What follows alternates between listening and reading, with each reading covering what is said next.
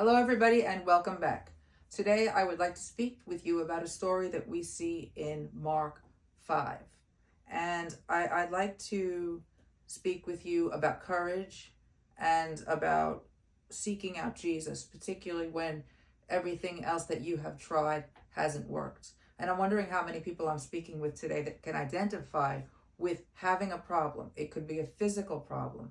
It could be an emotional problem. It could be a marital problem. It could be problems with your kids, and have spent money on professionals and are no better for all of the money that you have spent with him. And much people followed him and thronged him.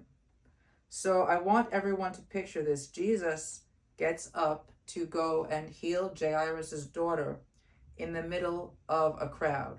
And I'd like everyone to picture New Year's Eve. Today is New Year's Eve. So picture Times Square and that crowd tonight, and imagine that somebody is there that people have heard he will heal you. If you can get to him, your problems will be solved. Your cancer will be cured. You're blind, you'll be able to see. A blind person will be able to see. A deaf person will be able to hear. Whatever your problem is, imagine that you heard that Jesus would be able to fix this problem. So as you can imagine, that's what happened back in that time. The word of Jesus had spread. So people were following him, and they were thronging him. They were pressing. They were trying to touch him. So it's the same as if there were somebody very famous tonight in Times Square, and everybody was trying to get to that person. In the middle of all of this, a certain woman, which had an issue of blood 12 years. So she had a continual flow of blood for 12 years.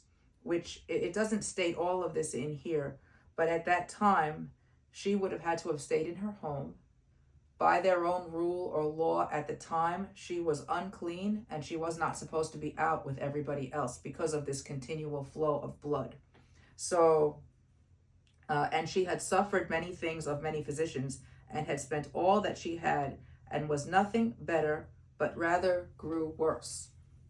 So I'm also wondering how many people, I've already asked this, but here is the question. She is a woman that had a problem and had spent all of her money on physicians and was no better, but rather grew worse.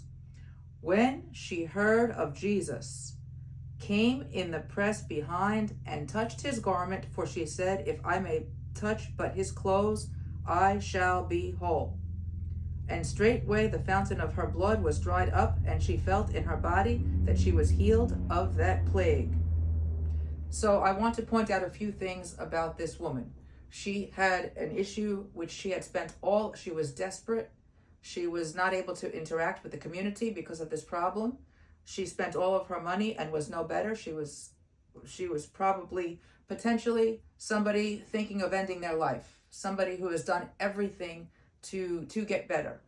Think of somebody with a problem with substance abuse who has tried everything and they realize, I can't stop on my own.